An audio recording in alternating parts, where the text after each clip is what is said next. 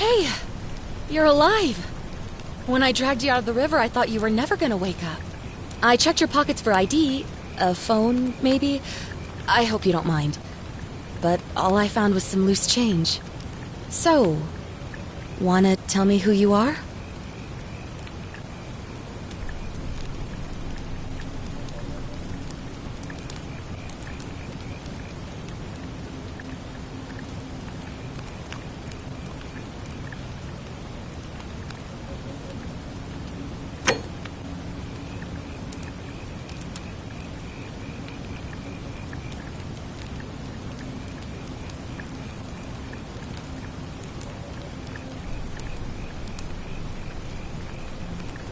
Well, it's nice to meet you. And I'm sorry to pry, but any idea why you were floating down the river? What's the last thing you remember?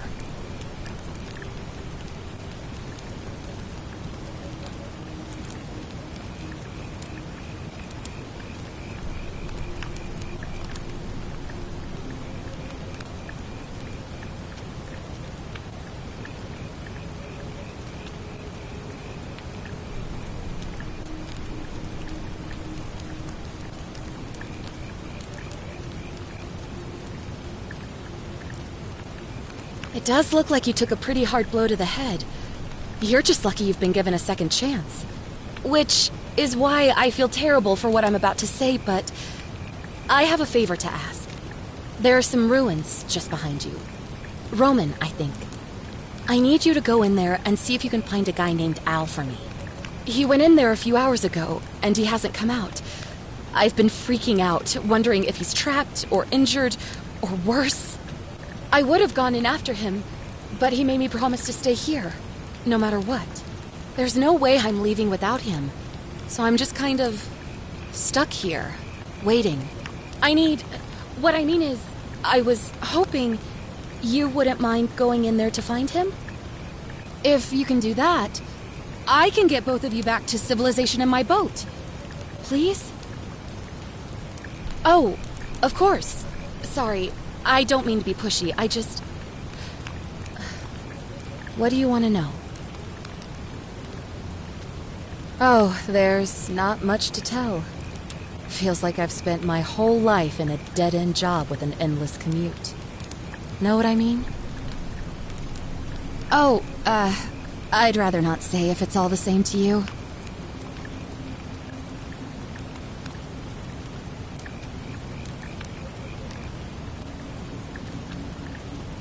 All right, fine. Sorry if I sounded cagey, it's just that I don't always get the best reactions when I introduce myself. My name's Karen.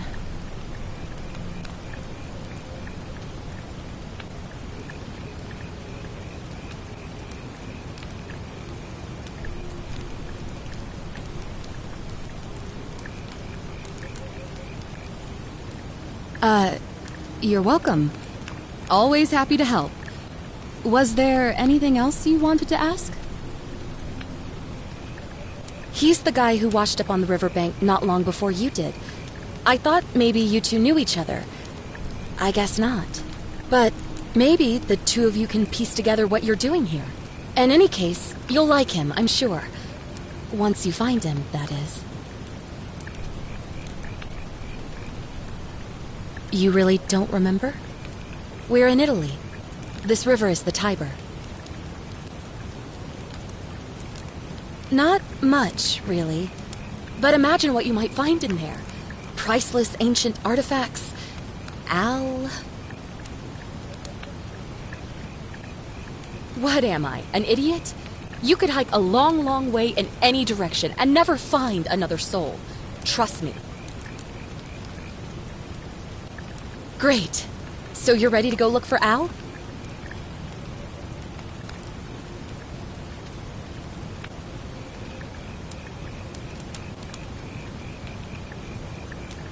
Are you serious? I just saved your life, and you can't do this one little thing for me. What kind of an Ugh. Look, if you won't do it for me, do it for yourself. You want to know what you're doing here, right?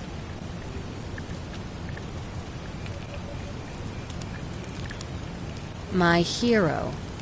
The entrance is just past those columns behind you. Oh, and he left this here. But I think you'll need it more than I will.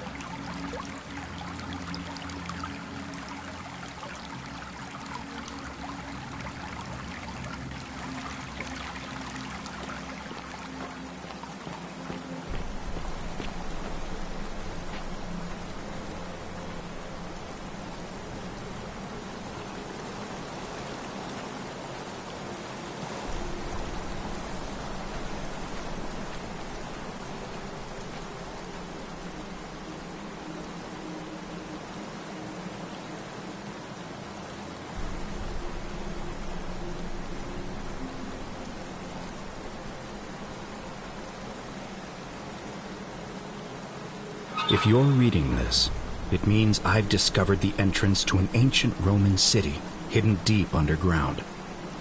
Its existence is long forgotten, all knowledge of it lost, except in the Latin inscription here. It reads, "You who wish to enter the city, step forth and be judged. The virtuous shall be rewarded with eternal life in paradise. The wicked shall find themselves showered in gold, but in vain, for this shall be their final resting place." Could an underground city have remained a secret for all this time? Could people have survived down there, against the odds? It seems there's only one way to find out. If I'm not back in an hour, I'm somewhere on the other side. Consider this an invitation, or a warning. Al Worth.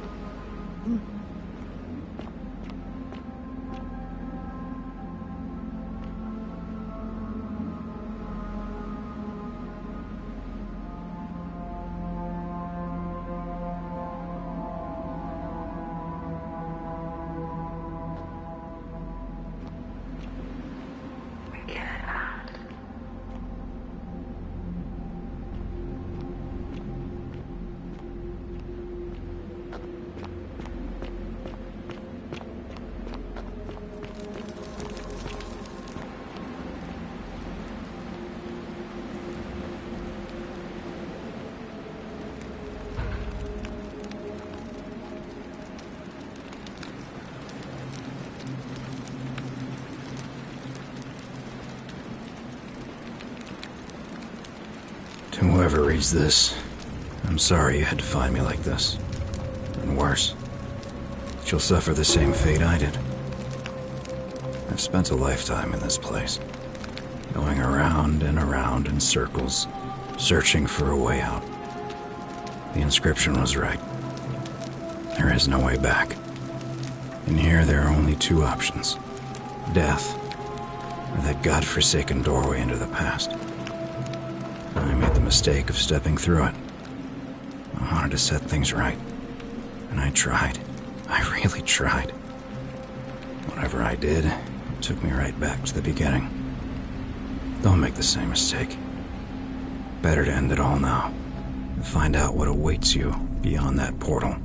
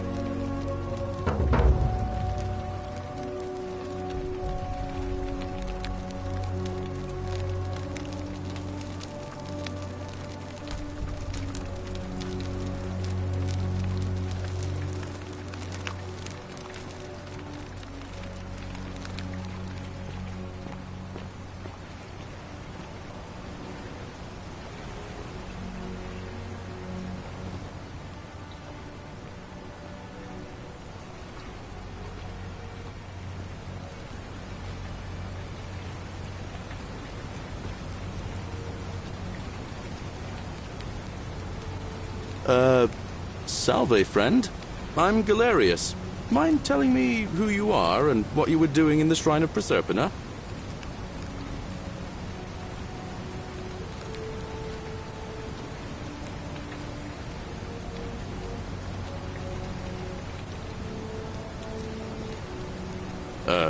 What? I'm speaking Latin. You are too, although your accent's a little strange. Oh, I see what you did there, changing the subject like that. Nice try, but I'll ask again. Who are you, and what were you doing in the shrine? Yeah, you know, agricultural goddess of springtime? You're not from around here, are you? And you've just done it again. You're a sly one, aren't you? One more time. Who are you, and what were you doing in that shrine?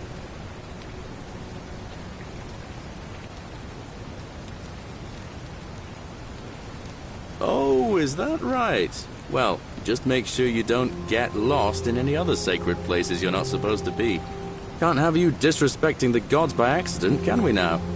But listen, most folks seem a bit confused when they get here, but you seem very lost, and in more ways than one. So let me make this nice and simple for you.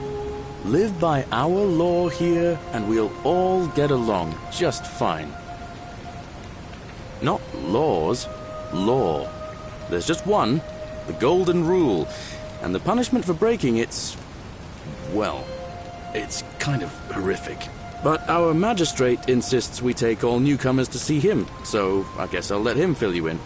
So then, you coming? Follow me. When I first arrived, I couldn't believe there were people living down here. But, as you can see, we've got a nice little community now. Only 23 of us at the moment, if you count the 3 who are missing. No idea how, since nobody knows a way out.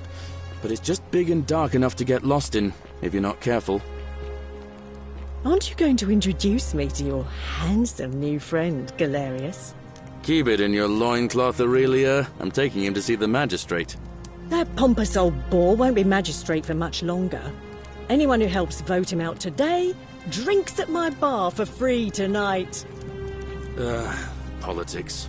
I'd stay clear of it and her, if I were you. She's... it's not my place to say. Down on your right is our farm, where I grow all the food you'll ever want. As long as all you want is leek, cabbage, and wheat. Huh. That one usually gets a chuckle. The bloodless shadows wander without flesh or bone. Don't mind Livia. She means well. She's just been in a bad place since... Well, you know, I don't know what happened to her. Up here on your right is the chasm. If you've got a weapon, it belongs way down at the bottom. Up on your left is the forum, where you can visit the market or get yourself patched up in Lucretia's clinic in the Shrine of Apollo. Most of us have almost nothing. Just what we had on us when we arrived, and what we've been able to make and scrounge up since. And this central plateau is where the magistrate and the other patricians live. So don't expect a warm welcome. Galerius, you're meant to be working the farm, not trudging dirt into the villas. Take it easy, Horatius. I was just taking our new friend here to see the magistrate. Well, he's asked me to escort the newcomer personally. The farm. Go. Now. You'd better go with him. But just remember, they're not like you and me. Don't let them use you. What was that? What did you just say? I said it'll take some getting used to. Yeah, I'm watching you, farm boy. Greetings, citizen. My name's Horatius. Magistrate Sentius asked me to escort you to him personally. Follow me, please. I expect the magistrate wants to brief you about the Golden Rule. It shouldn't take too long. He's busy preparing for the election later today. Follow me. The only thing you really need to understand right now is the Golden Rule. Let me see if I can explain it this way. When I was serving in the Legion, if there was a mutiny brewing in one cohort, the legate in charge wouldn't waste time finding the bad apples among hundreds. They just divided us into groups of 10, made us draw straws, and whoever drew the short straw had to be executed by the other 9. Didn't matter whether he'd done anything wrong. One of us in 10 would die for the crimes of the collective. We call it decimation. If that seems like rough justice to you, you're in for a rude shock. Because the Golden Rule is exactly 10 times worse. The magistrate can explain the rest. Who's up these stairs?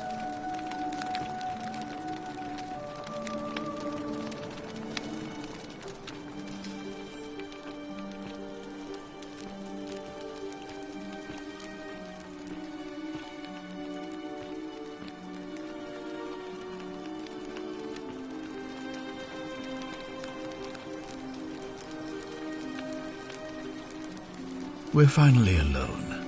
I assume you already know who I am. May I know your name?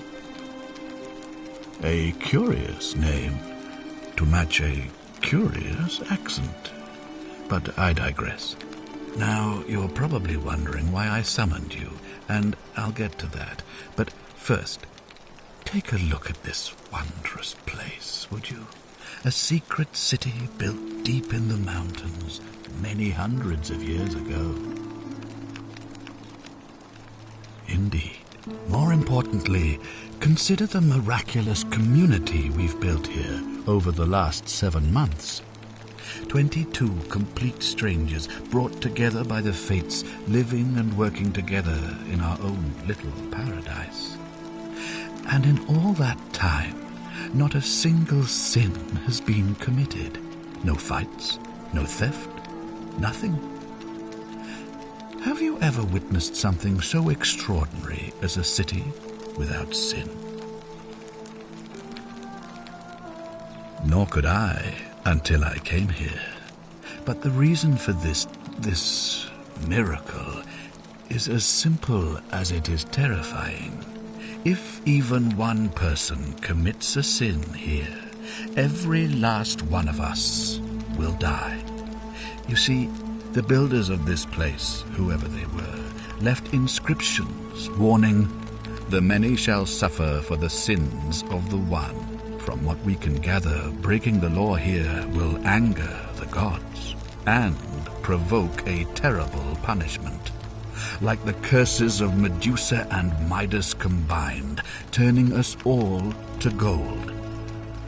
We've come to call it the Golden Rule.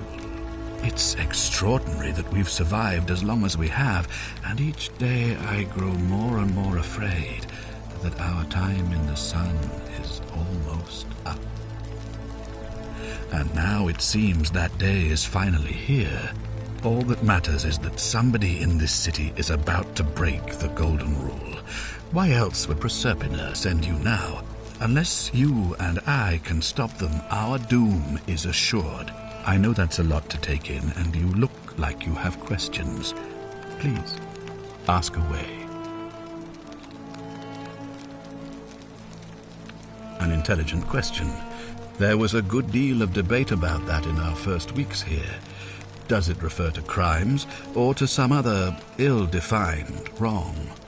Of course, everyone agrees on the basics. No theft, no assault, and certainly no murder.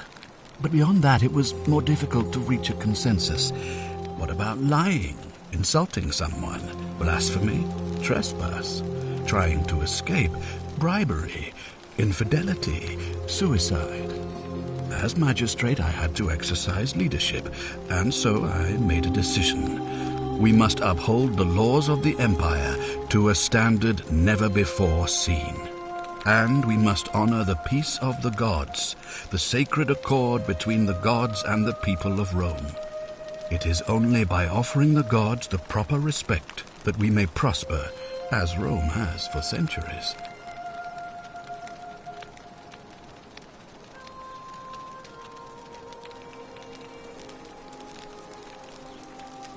Barbaric? Barbaric? What are you talking about? The Empire is the most civilizing force in the known world. Rome is a beacon of light in the darkness.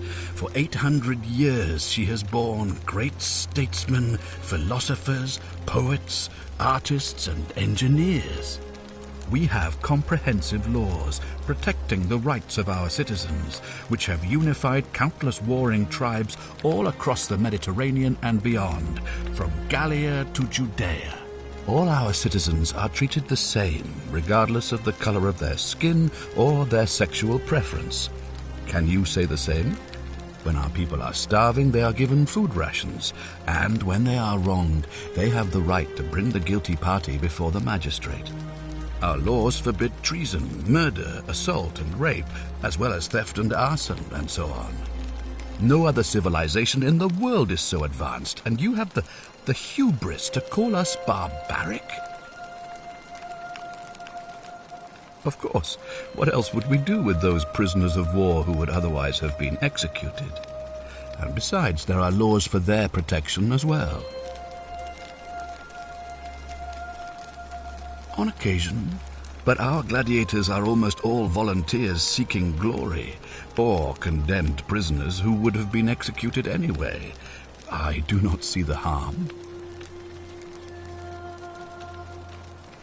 Of course, but with fewer rights come fewer responsibilities, and the right to be protected by their fathers and husbands. You mean the blasphemous cult responsible for burning down half of Rome last year? It's hard to blame the people for being angry about that. Are you talking about our practice of decimation? Of course. We could hardly unite all these warring tribes without a disciplined, formidable legion. Well, right now, you're a long, long way from home. I have made my pronouncement on the subject. Unfortunately, there are still those here who resist, whispering blasphemous and treasonous lies in the shadows. I would be keeping a close eye on them if I were you.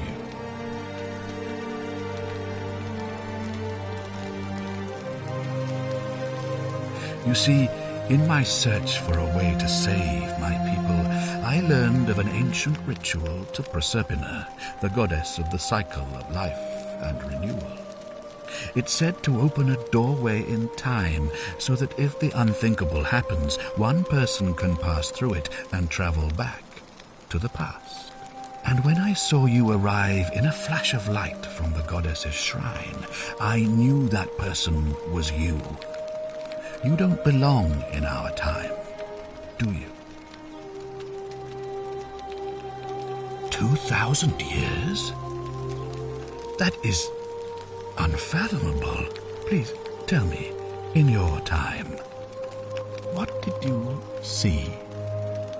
What had become of us, of this city?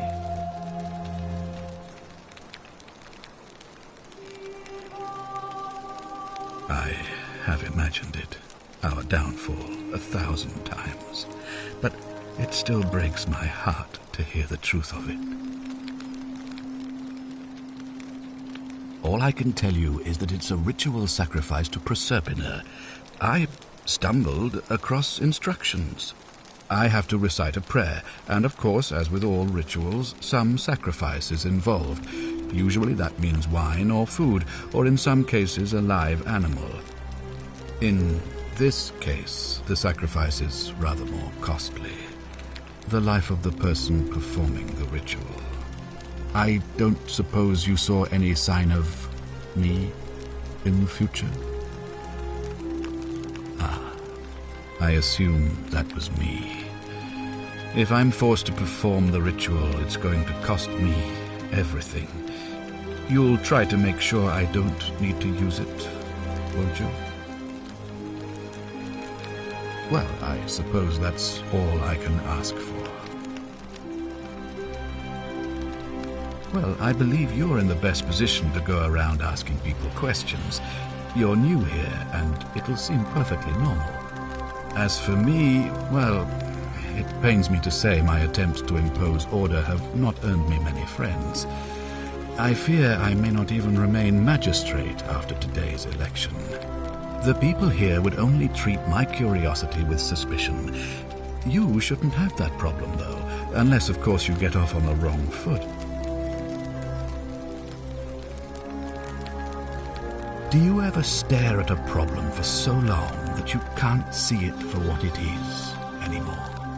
What's needed here is a fresh pair of eyes. The less I prejudice the independence of your investigation, the better.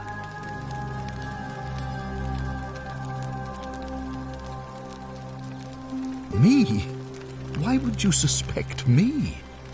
I've just told you, I'm about to sacrifice my own life to ensure these people have a second chance.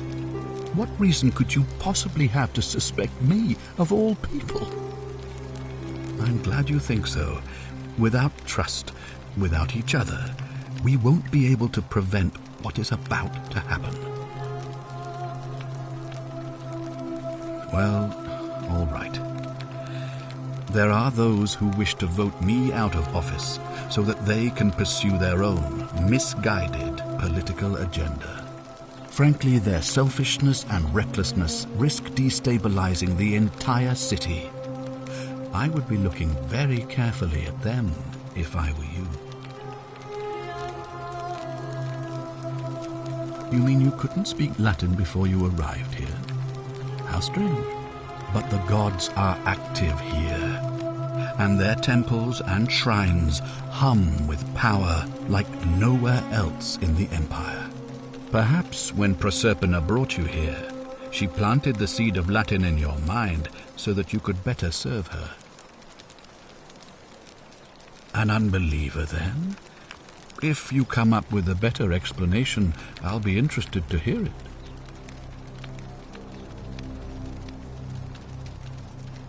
If I understand Proserpina's ritual correctly, that problem should take care of itself. Let me see if I can explain. If you manage to prevent the sin that breaks the Golden Rule, I won't need to bring you here. I won't create the portal, and you will never have been able to come here. Thus, you'll have created a paradox. If this occurs, you should be flung back to your own time, having changed the past for all of us. Make sense?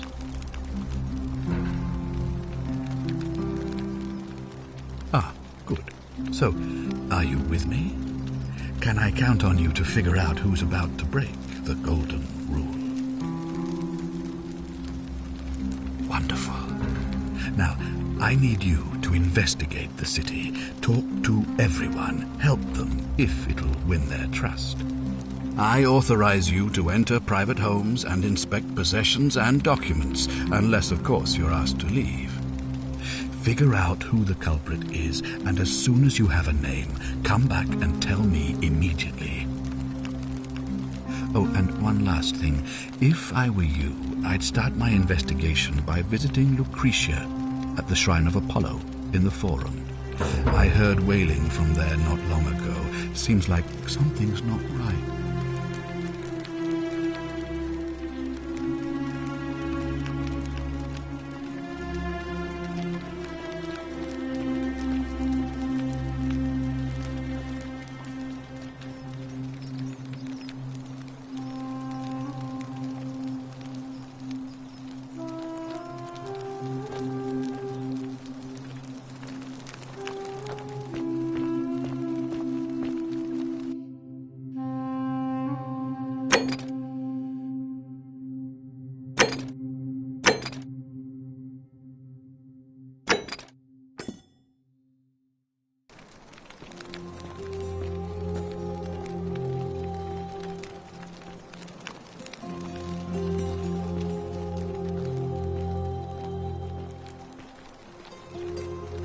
Oh, I wish Horatius would stop letting barbarians in here.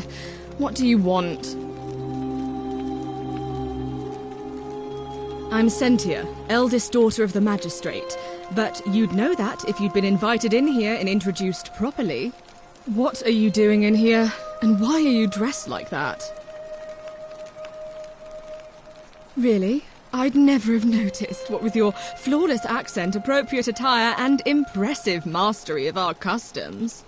Now, remind me, why are we having this conversation? You know, some people say it's the creation of an all-seeing God who's watching everything we do. But what kind of an awful, incompetent God would let my sister go missing on his or her watch?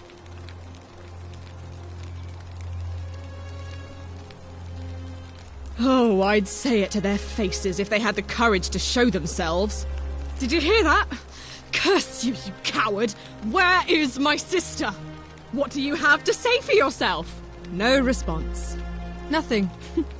That's what I thought. I'm telling you, this mysterious god of ours has to be asleep on the job. Either that, or, like people are saying, it really is just a children's fable my father is exploiting to frighten us into behaving. I suppose we will.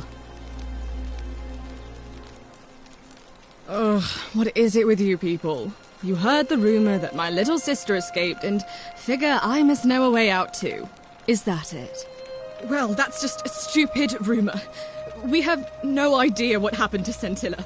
I wish you mouth breathers would just leave me alone. I don't know. Can you? Can you tell me how a person could have disappeared from a city with no exits and no crime? Was she snatched away by the harpies?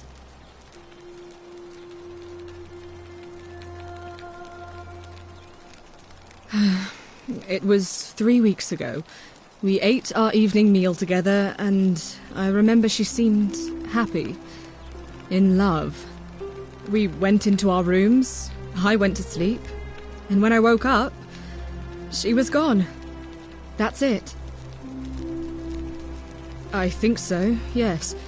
But she was very careful about keeping his identity a secret, even from me. Because our father had plans to marry her off, eventually, and even a rumour about her attachment to some mystery man might have ruined those plans. That doesn't surprise me. To him, it was like a prize cow wandering off from its paddock. He's upset, of course, but he says he's too busy with the election to help look for her, so he's letting Horatius do the heavy lifting. Some good that's done.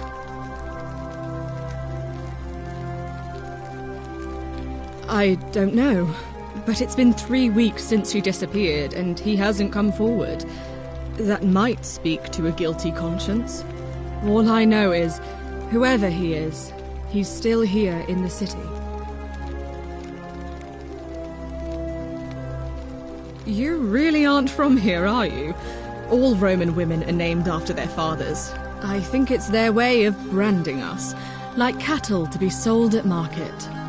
His family name is Sentius, so I'm Sentia because I'm the eldest, and my little sister is formerly Sentia Minor, but she is affectionately known as Scintilla.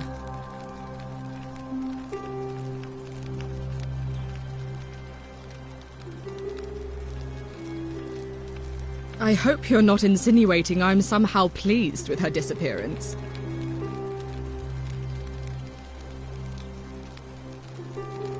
Oh, you're awful. Get out of my villa and never speak to me again.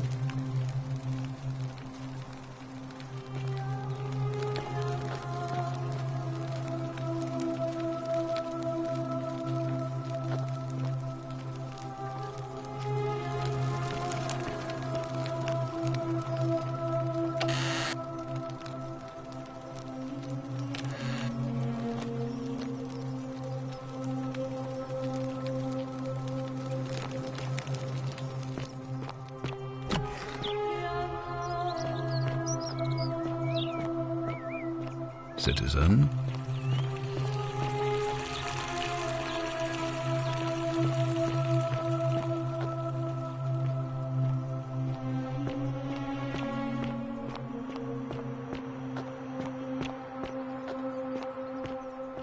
Keep an eye out for Scintilla, would you? What now? I'm a legionary of the 1st Italica, but there's not a lot of fighting down here. So the magistrate has assigned me other duties. I act as the magistrate's right-hand man, keeping an eye on his daughter, I should say, and the others, and making sure they're all behaving. I also keep a register of new arrivals. I'm from Liguria, up north originally. I was doing all right for myself. 12 years into my service. Had a nice girl lined up for when it was all over. Not anymore. She's probably figured I'm long gone and moved on by now. I try not to think about it. My commander sent me to deliver a message to Rome. While I was there, I thought I'd do something nice for my girl, and pick up a little pendant from a silversmith. That's when the crowd started flooding through the streets, shouting fire. People were screaming, trampling each other. Then some genetricum fugitor tried to take advantage of the chaos and pinch my pendant. I remember chasing him through the crowds, down towards the river. And then, nothing. Blacked out and woke up near here. No idea how I ended up floating so far downriver. But I'm fortunate to be alive, I suppose. Ah, don't be. As Seneca the Younger said, difficulty strengthens the mind, as labor does the body. That said, Centilla's disappearance has been more difficult than I'd care to admit.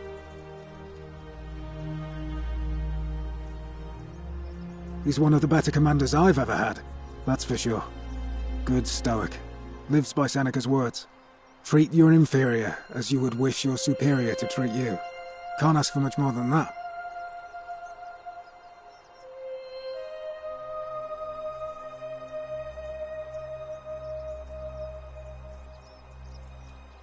I went around asking the same questions when I first arrived. Never did find a way out. But I learned how to accept my situation. To bear trials with a calm mind robs misfortune of its strength and burden. That's from Seneca the Younger, if you're interested.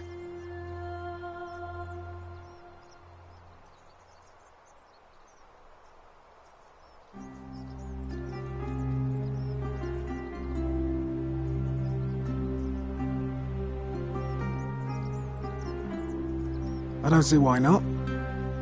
Just make sure I get it back by tomorrow.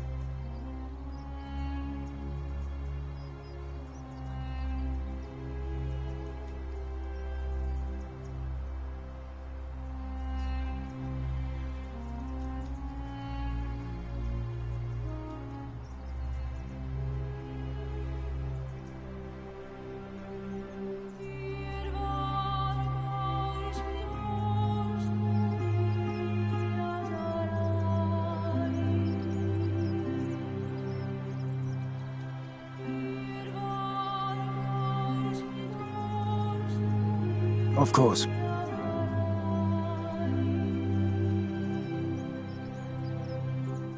Well, as I always say, it's kind of like a divine version of the practice of decimation in the Legion. By threatening to execute 1 in 10 men, the idea is to ensure order and discipline among everyone.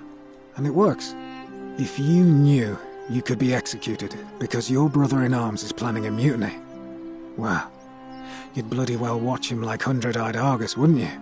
Because your only chance of saving yourself is to stop bad things before they happen. Makes us all responsible for keeping each other in check. It's brutal, of course, but effective. The Legion wouldn't be the most formidable force in the world without it.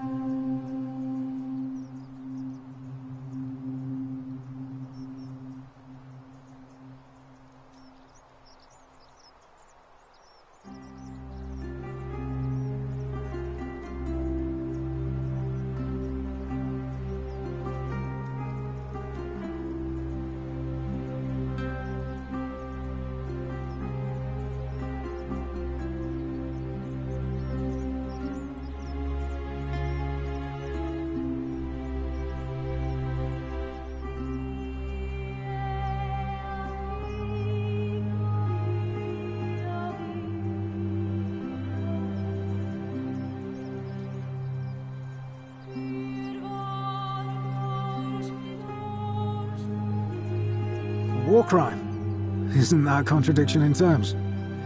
As Cicero said, in times of war the law falls silent. Seems that way. War crimes. Ridiculous. What's done is done. I was forced to execute my brothers in arms, and those memories will always visit me in my sleep. But life is harsh, and I've come to accept my lot. As with the Golden Rule, I don't have any control over it, so railing against it would be like trying to stop the seasons or the tides. As Seneca the Younger wrote, true happiness is to enjoy the present without anxious dependence upon the future, not to amuse ourselves with either hopes or fears, but to rest satisfied with what we have, which is sufficient. For he that is so wants nothing. If you like. Not that it's any of your business, but my loyalty is and always will be with Sentius. Unfortunately, I don't think my vote is going to make any difference today. See, Domitius has been going around town, shoring up votes for Malleolus with lies, bribery and intimidation. The man's a savage, but he's a gladiator, so people fear and respect him more than they should. Sentius knows about it, of course, but he doesn't have the same rat cunning as Malleolus. This place will be different with that sleaze at the helm. But I try not to worry about things I can't change. I appreciate the thought, but you're new here, and I just can't see how you could make an impact in the time between now and the election this afternoon. In any case, if you're interested in the election, go and have a chat with Equitia, the Vestal Priestess. She'll be overseeing proceedings. All right?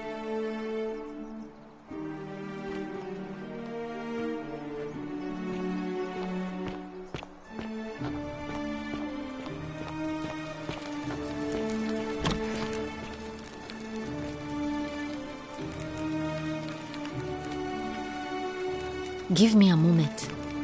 Sorry I'm such a mess. I just lost a patient and a dear friend.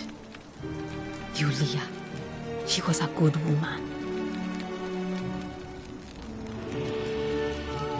No, now it's fine. I can't afford to wallow here. And I need the distraction. What's on your mind? She was poisoned. She came in here frothing at the mouth. Normally I'd treat her with resin of silphium, a rare plant which is perfect for this sort of thing. And I knew Decius had some at his market stall, right around the corner. So I ran over there, but he just looks at me with this evil smile and says, "That'll be 1,000 denarii." There was no way I could afford that, and he knew it.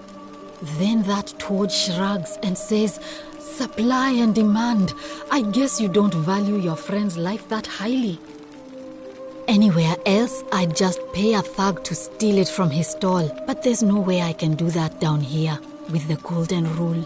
So all I could do is come back here and just watch her die. I kept on apologizing. And now I'll never know who poisoned her, or how they managed to do it without breaking the Golden Rule, or why she cursed that snake's cruel black eyes with her dying breath. Well, unless you have the power to bring someone back from the dead, there's really just one thing you can do. Get me that silphium resin. I'm going to have another patient in here soon.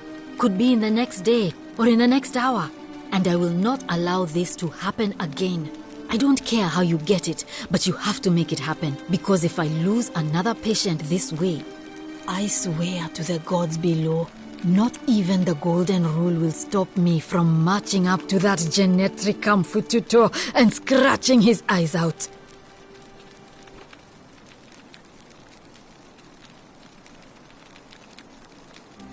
Well, come back if you get sick or injured.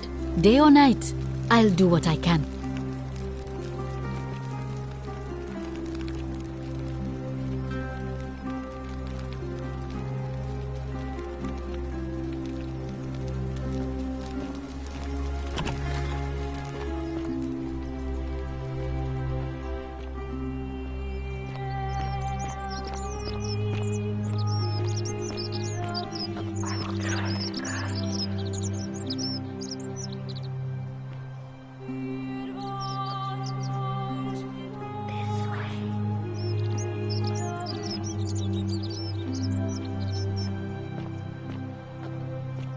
Hey, Virgil, how much would you want to make me a bow? For the last time, Dacius, I'm not making you a bow. But why? You know why. But how am I going to defend myself against someone else with a weapon? There are no other weapons in the city. We all went along with the magistrate's weapons ban, so it wouldn't be an issue. That's why I've got to get in first before someone else beats me to it.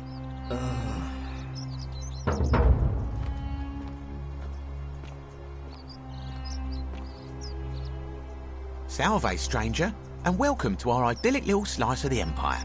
I'm Dacius. Terrible shame what happened to Yulia, but we just have to carry on, don't we? Certainly. All I ask is a reasonable price of 1,000 denarii.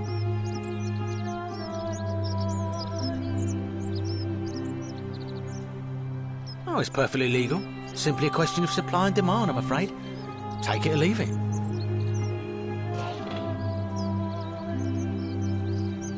Hear what?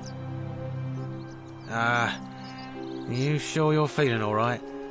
If you're hearing things, perhaps you should pay a visit to Lucretia's clinic. We don't want another Navia on our hands. She claimed the statues were whispering to her. Nobody else could hear it. Then she shut herself in the palace and we never heard from her again. But I digress. Do you want this silphium or not?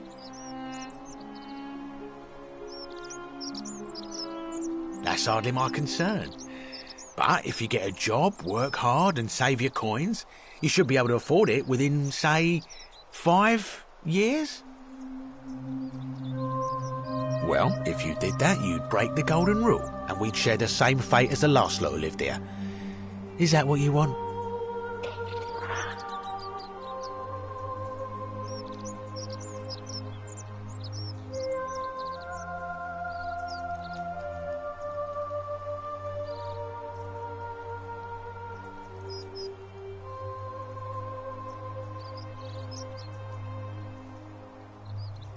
We agree on something. Now, do you want to make a purchase? Very well. Perhaps I can interest you in something within your budget? You mean, how did I end up here? That is a lengthy tale. All right. Well, you see, I'm in the business of procuring rare and precious objects liberated from the enemies of Rome. Mostly sculptures, vases, the occasional slave, fetch a magnificent price in Roman high society. Had myself a nice little shop in Rome, just off the Forum. Lots of foot traffic and close to the docks. Good place to be when the fires broke out. See, about 7 months ago, half of Rome caught on fire. Everyone who couldn't get to an outer gate was running for the river, open to escape by barge. So I gathered my coins and some priceless vases into a cart and had my most loyal slave girl, pretty young thing named Acantha, push it for me. All the way down to the river, I'm elbowing for a stampede of people, turning back now and then to make sure she hasn't legged it with my valuables. But, to my surprise, we make it, and I see this barge loading up, and it's so full it's almost sinking. But the captain's happy to take my coin, so I start boarding, and then he puts his hand on my chest and he says, "No, too heavy. The cart or the girl." So I did what anyone would have done.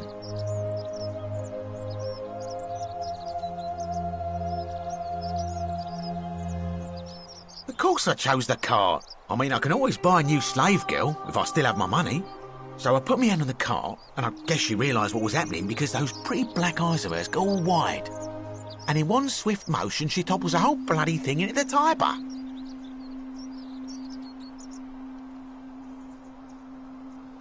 Naturally, I dived in after it, hoping to salvage my fortune.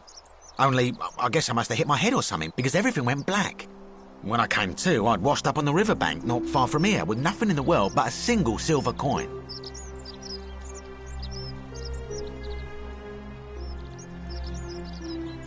I couldn't agree more. I mean, sure, I'd lost a few thousand denarii, but I've already made it back, and this place is a veritable treasure trove.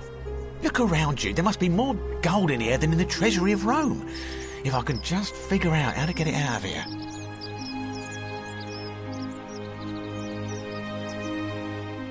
I'm afraid not. If you're desperate, I did hear that Aurelia down at the tavern claims to know of a way out, but I'm not sure I trust her. Some people here are a little shady for my liking. Oh yeah, gotta watch out. Old Dacius has got your back though. Terrible for inflation is what it is. There's so much gold just lying around, it's practically worthless. At least down here. Of course, I have an idea for generating real wealth, but what I need is a bow. Just a simple composite bow. I've scoured this city from top to bottom with no luck. But if you happen to find one, bring it to me and we'll talk. Oh, well, technically yes, but that just means you'll need to be a little discreet. Thank you, friend. Malleolus. I mean, Centius couldn't even keep his daughter safe. What hope does he have of protecting us? Not going to happen. Very well. Another time.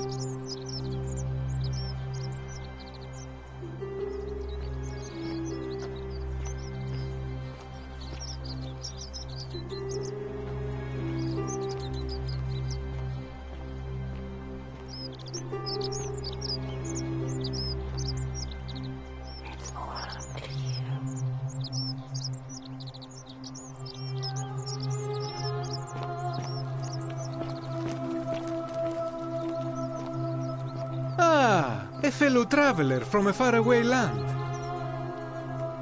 Greetings, I'm Georgius. It gladdens me to see another foreigner in our midst. We must stick together, you and I. And I must say, my sartorial friend, your clothing is most extraordinary. Leather boots in place of sandals, trousers with precise stitching, and such a curious design. I have traveled distant trade routes from the markets of Damascus to the farms of India. And never have I seen anyone dressed quite like you. Tell me, I must know, from which exotic part of the world do you hail?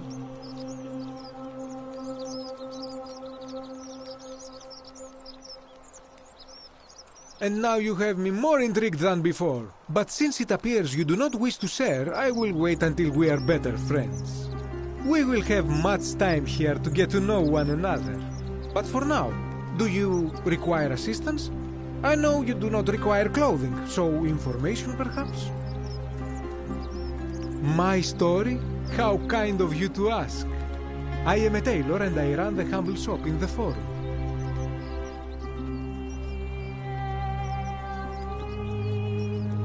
You mean to say, with all the turmoil and terror of the Golden Rule, and so few customers, why bother setting shop at all? I'll tell you, it is precisely because of the Golden Rule that I wish to remind my friends of the importance of looking. I say, the more of our customs we preserve down here, the more we can preserve a semblance of normality, the better our chances of keeping our heads. Don't you agree?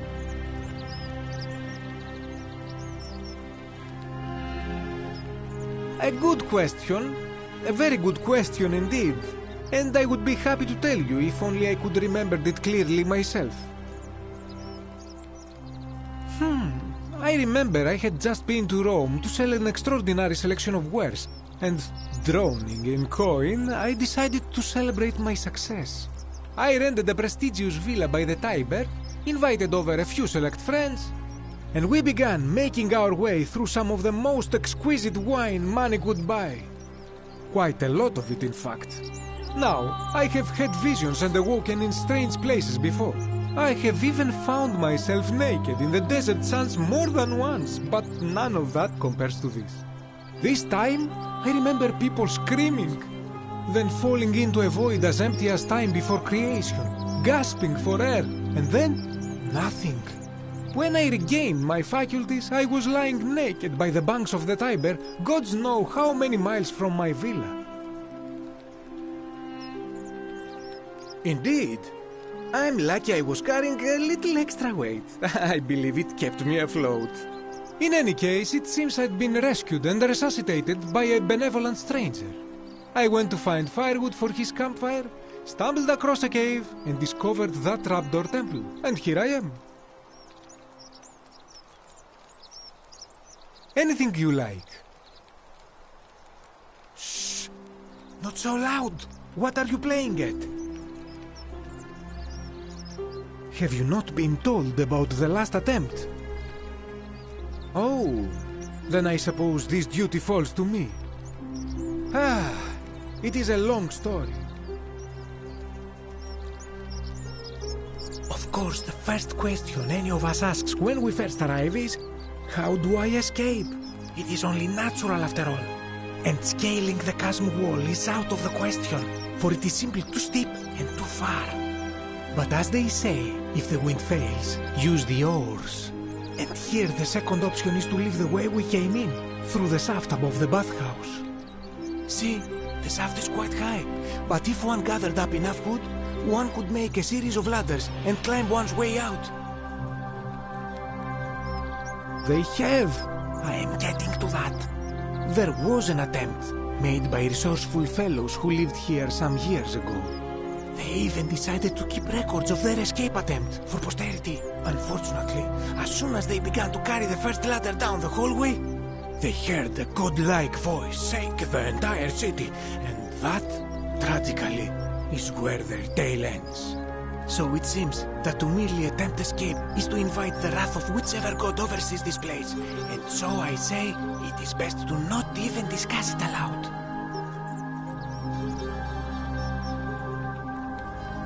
Ah, yes. The many shall suffer for the sins of the one. As a Greek, this is nothing new to me. It is how our gods operate. Have you not heard the tale of the god Hades? He was the first to learn this dreadful lesson when he abducted Persephone and imprisoned her in the underworld. When Demeter, the mother of Persephone, learned of this, she did not punish Hades, the guilty one.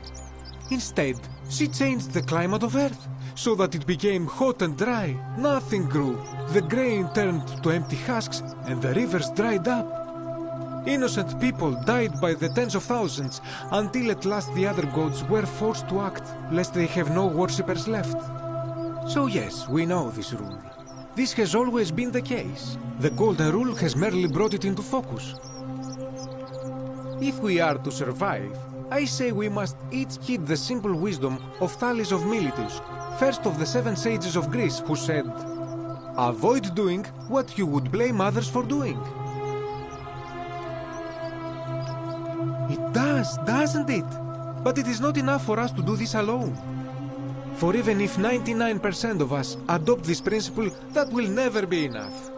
Sadly, no matter how well we protect ourselves, the life's work of many good people can be undone in the blink of an eye by a single selfish act.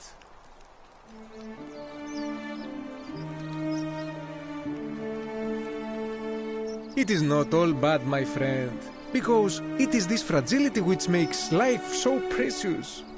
But on a lighter note, I will say one thing for the Golden Rule. For all their grim and haunting poses, these golden statues do make magnificent models for my clothing, do they not? That, my friend, is quite the dilemma. But after some reflection, I'm leaning toward voting for Malleolus. I do not enjoy the thought of another visit from Domitius if I voted the wrong way. Nothing comes to my mind, my friend. I hope that our paths cross again soon, my friend.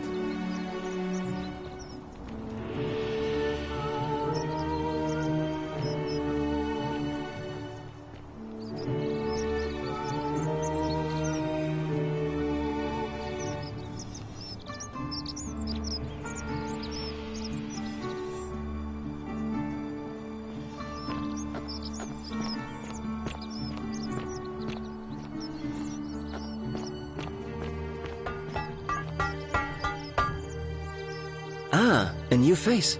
Salve, and welcome to a little community. My name's impossible to pronounce for most people, so you can just call me Virgil. You arrived on a sad day, friend. What with Julia's death. I wish we could have met under better circumstances. Well, I'm an architect. Or at least I was back in Rome. That's probably too grandiose a term to describe what I do here. Help out with repairs and try to stop old buildings from collapsing on people, that kind of thing. But you probably don't want to hear about the ingenious architecture or mysterious history of this place. Oh, I'm glad you asked. Some of these shrines were constructed hundreds of years ago, which means Romans have been arriving here for at least that long. there's one thing that puzzles me. The oldest shrine in this avenue isn't Roman at all. It's Greek.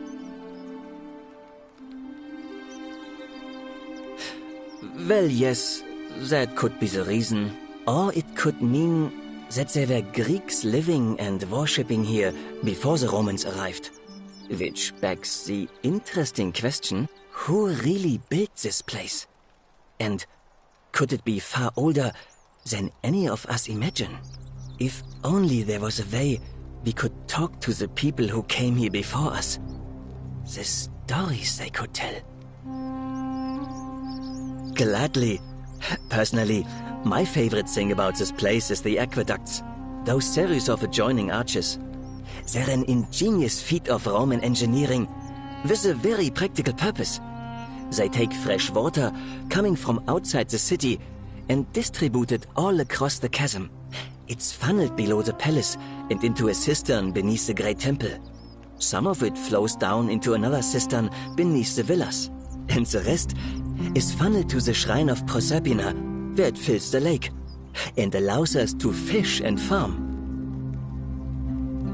Hey, not so loud. Just talking about that could anger the gods for all we know. I'm not saying it's impossible, but you'd have to find a way inside somehow. Just, please, try to be a bit more discreet about it.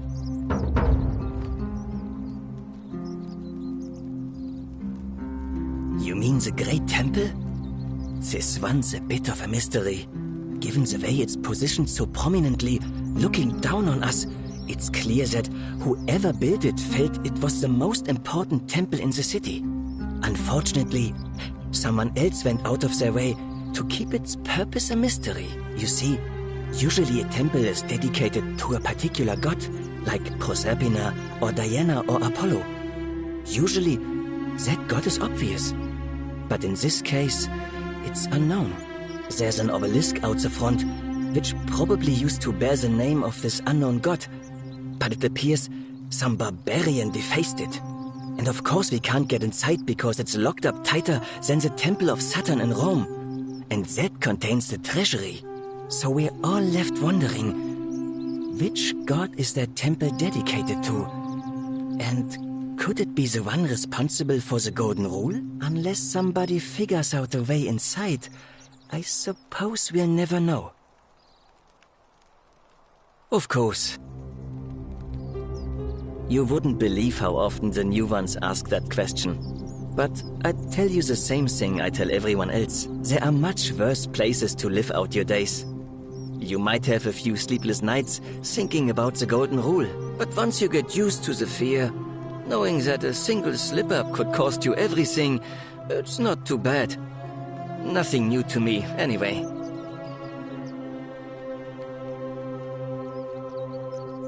Oh, I just mean I grew up in the Batavi tribe, far to the north in Novio Magus, and learned to expect a bit of hostility.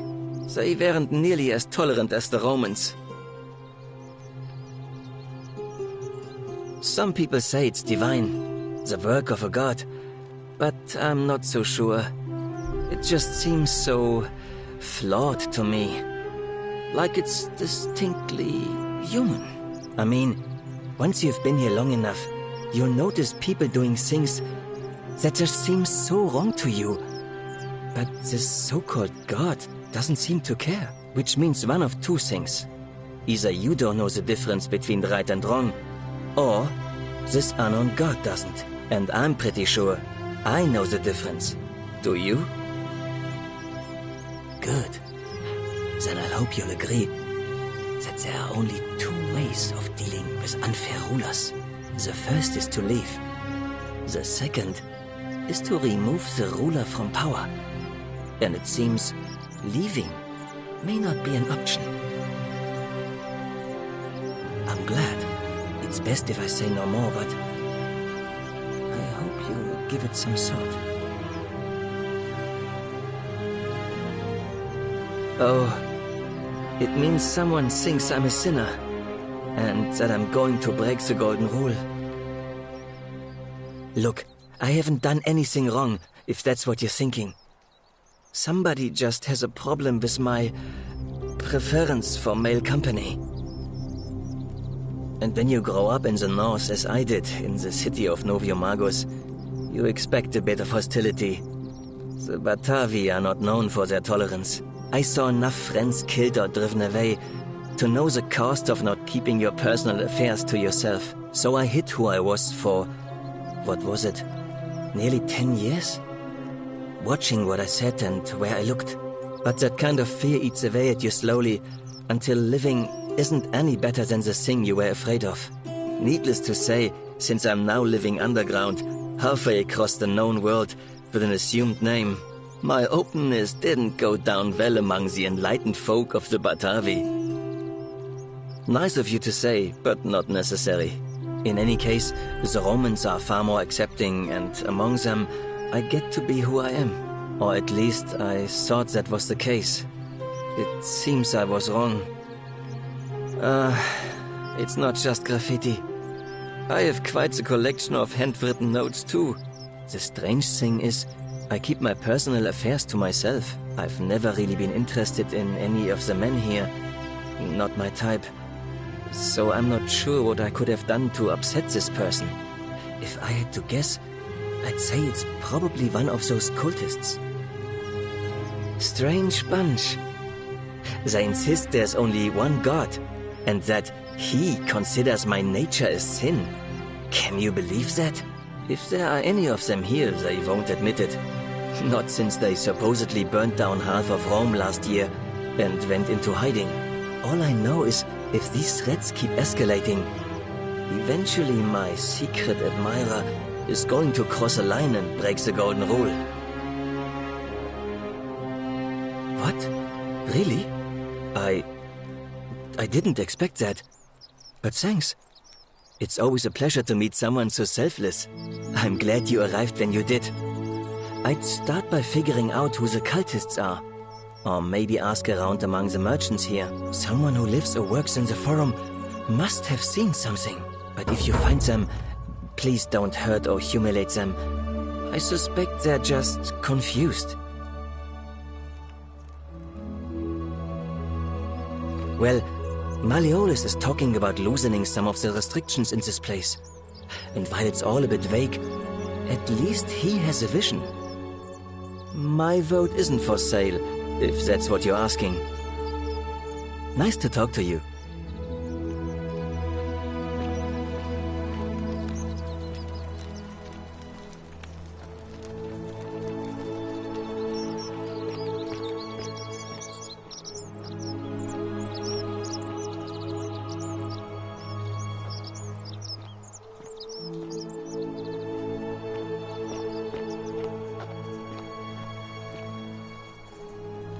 Help! You have to do something! A man arrived in the baths. A real nasty sort, with his face all covered up. And he's got a weapon. You have to do something, or he's going to break the golden rule.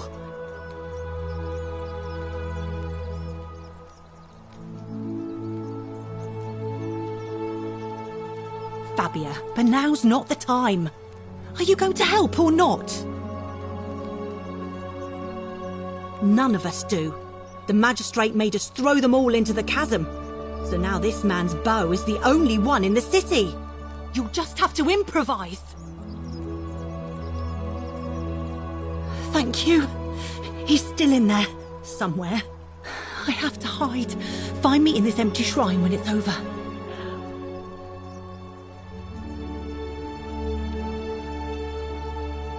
What? We don't have time for this. I have to go. Ugh.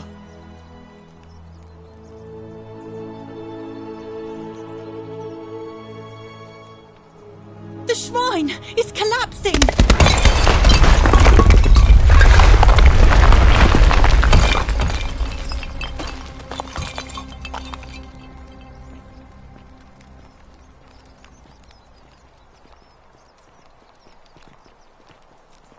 Fabia, no! Oh God, she's dead! Did anyone see that? The whole shrine just collapsed on her! Oh, Fabia, why did you have to go in there? Poor sweet girl.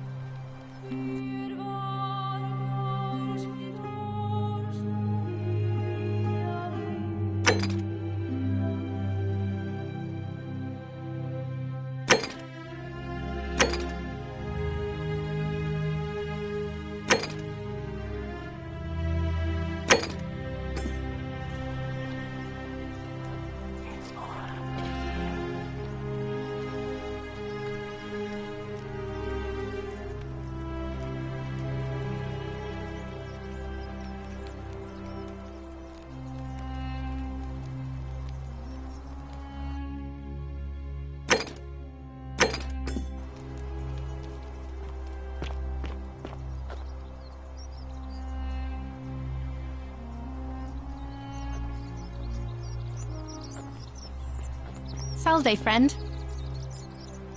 Salve, friend. It seems you've joined us at a very sad time.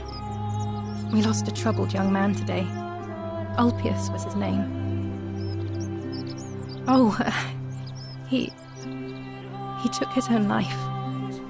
It's a terrible tragedy. Thank you for your sympathy, but it doesn't do us any good to dwell. Now, where are my manners? I'm Octavia. Welcome to life under the Golden Rule. It's a ghastly thing, is it not? How are you faring so far? Really, on edge? Is that supposed to be funny? A man just tragically fell to his death, and you're making puns. Sorry, I'm just a little sensitive at the moment. My mistake, friend. But in any case, if you're not on edge, you've not been paying attention. But on the bright side, once you've been here a few months, it's slightly less terrifying anyway. We've all been where you are now. I remember when I first arrived. I used to lay awake at night contemplating the big questions. Why am I here? Is there a way out? What is the Golden Rule, and who or what is responsible for it? I still don't have any of the answers, I'm afraid. I don't think anybody does. But I'm happy to share with you what I've learned.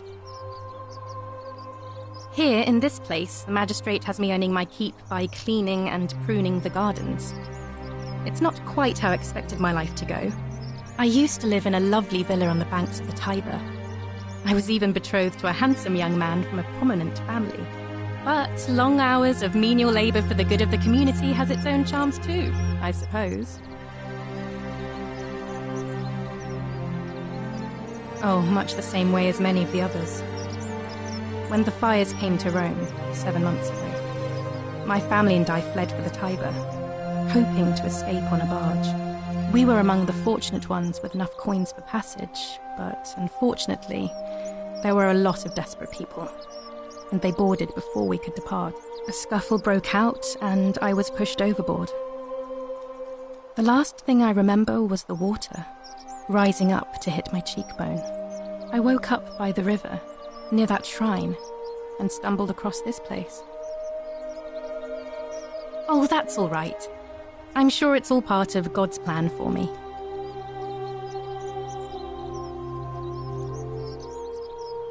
Oh yes, of course. A slip of the tongue.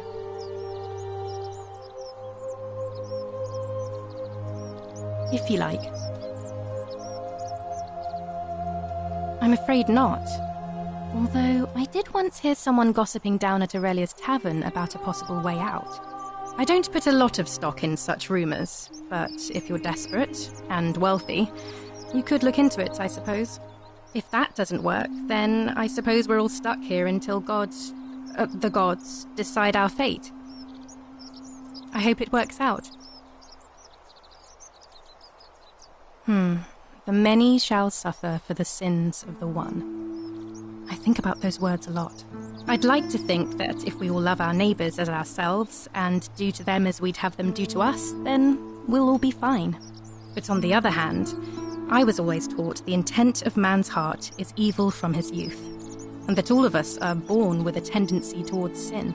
And that's where I get stuck. Is it true? Are we born with a tendency towards sin?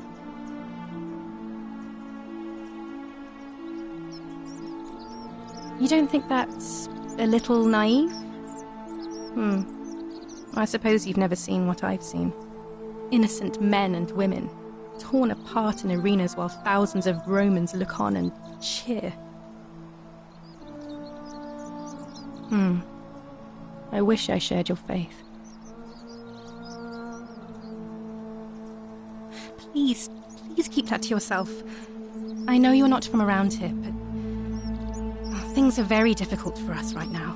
There was a terrible fire in Rome last year, and our emperor decided to make us his scapegoats. There were executions. It was horrible. Oh, thank you. You have no idea how much I appreciate that. Oh, so soon? Well, be gentle on yourself. We're all dealing with a tragic loss today.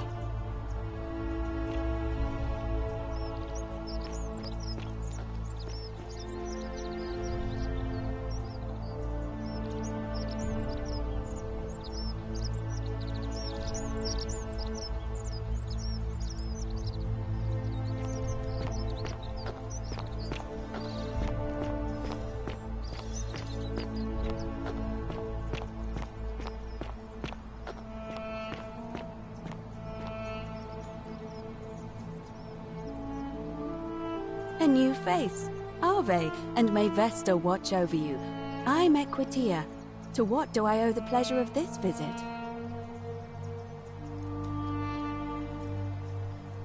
Oh my. I take it people are quite direct where you're from.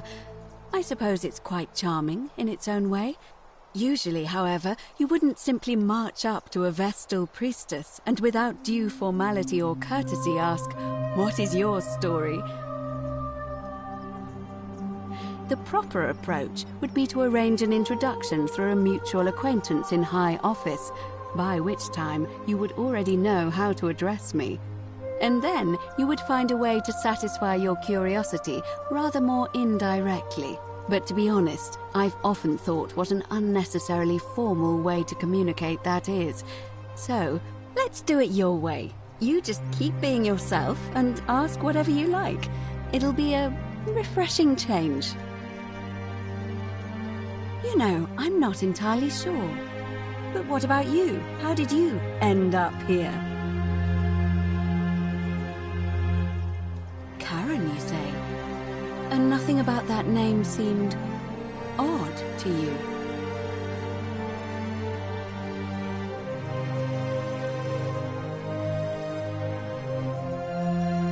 Older. I see. I wonder if... No. I apologize. I don't mean to be cryptic. It's just that you've got me thinking. Have you spoken with any of the others about how they arrived here too? I really think you should. Go around and ask them what they remember and see if you notice any patterns.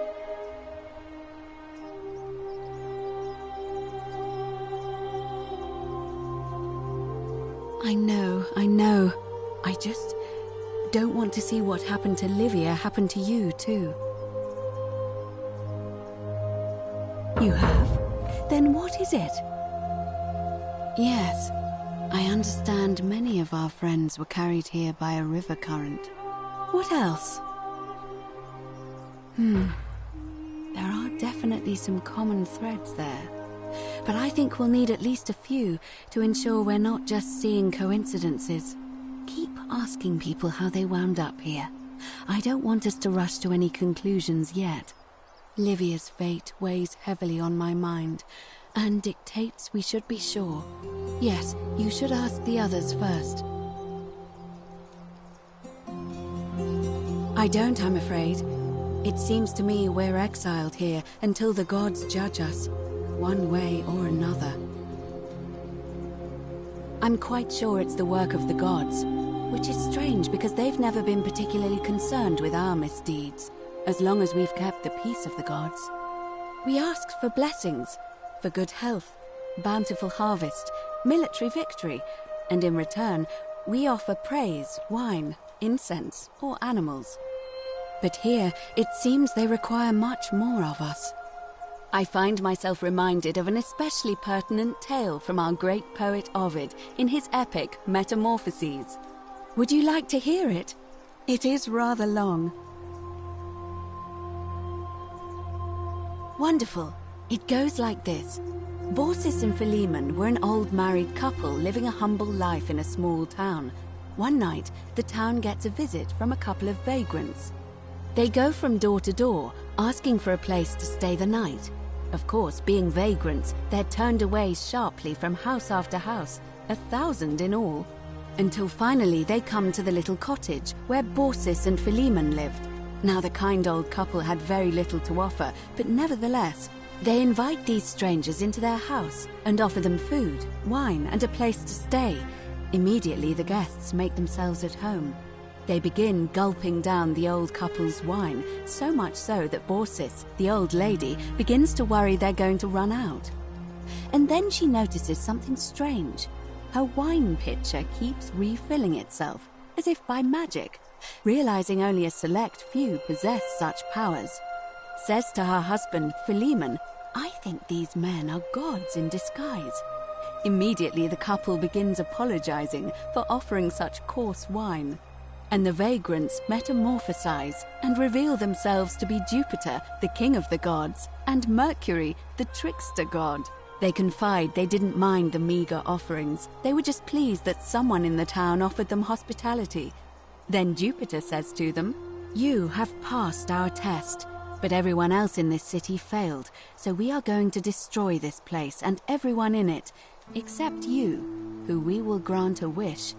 So old Baucis and Philemon escape up into the mountains safely, and they receive their wish, which is for eternity together. Meanwhile, Jupiter carries through with his threat and wipes that city off the map. Some say the moral of that story is that we must all honor the sacred rituals of guest friendship, the reciprocal obligations owed between hosts and guests. But I like to think it's that we should always show compassion for those less fortunate than ourselves.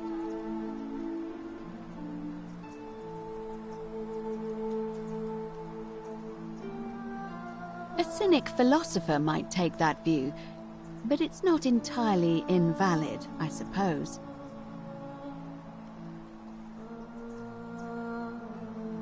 It must be completed by dusk, just the same as any other official business. It'll be between Sentius, the incumbent, and Malleolus, the challenger. Why do you ask? All of the male citizens who are willing and able to attend, unless they're running, of course. Well, you're not a citizen yet, so no, I'm afraid not. But if it's any consolation, there are other ways to influence the outcome of an election.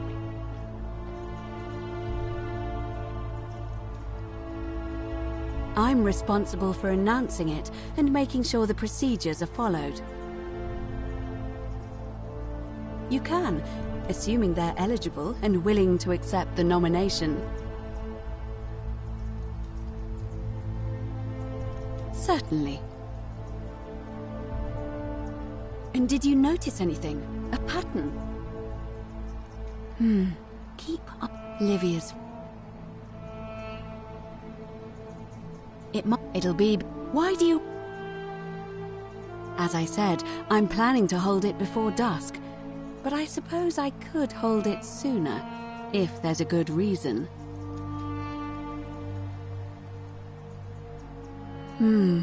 Yes. I have overheard some rather unpleasant arguments. The last thing we need here is additional conflict. Very well. I'll get things started right away. Citizens, it is time. Let us meet to elect our magistrate.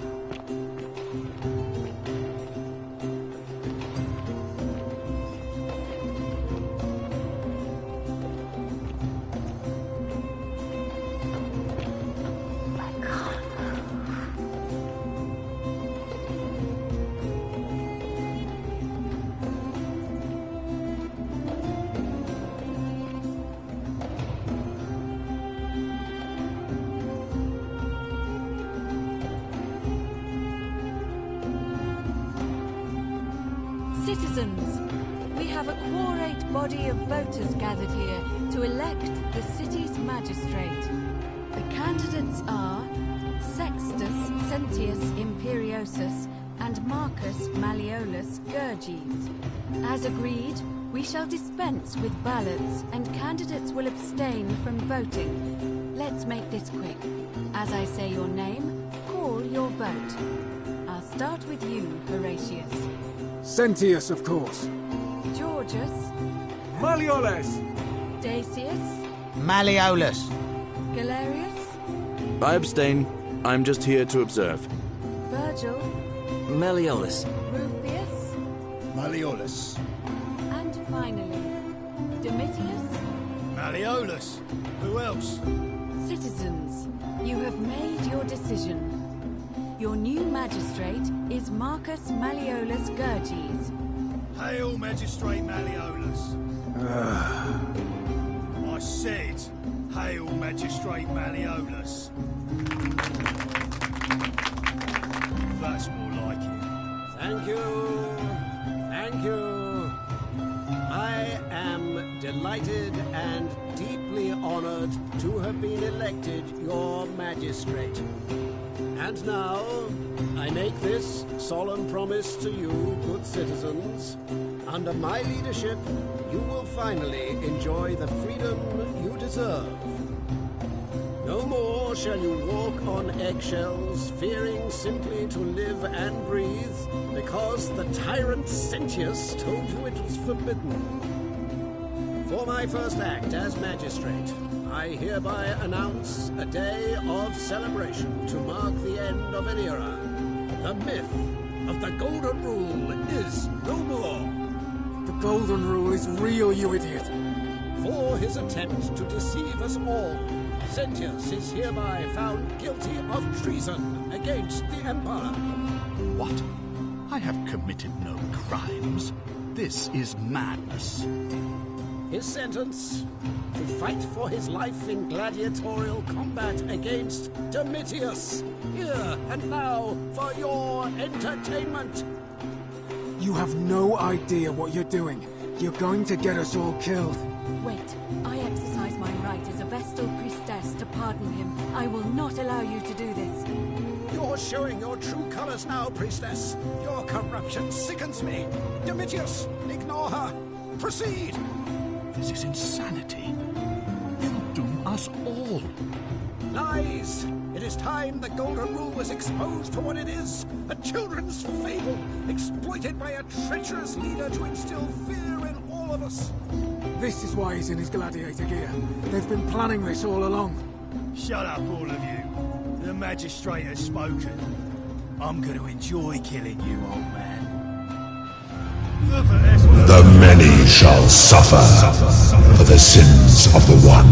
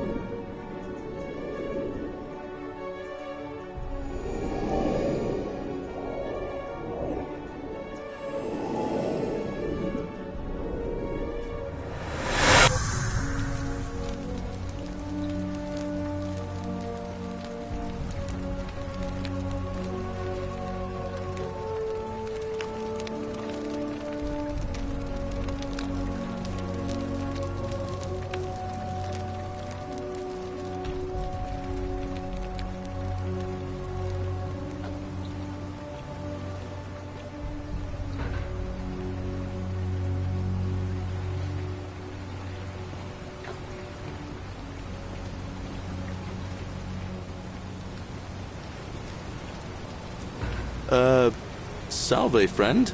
I'm Galerius. Mind telling me who you are and what you were doing in the Shrine of Proserpina? I don't think so. I've never seen you before in my life. Oh, I guess how much did I drink last night? Sorry to have bothered you. Oh, and since you seem to be in a hurry, you should try out this device I made. Worked real hard on it.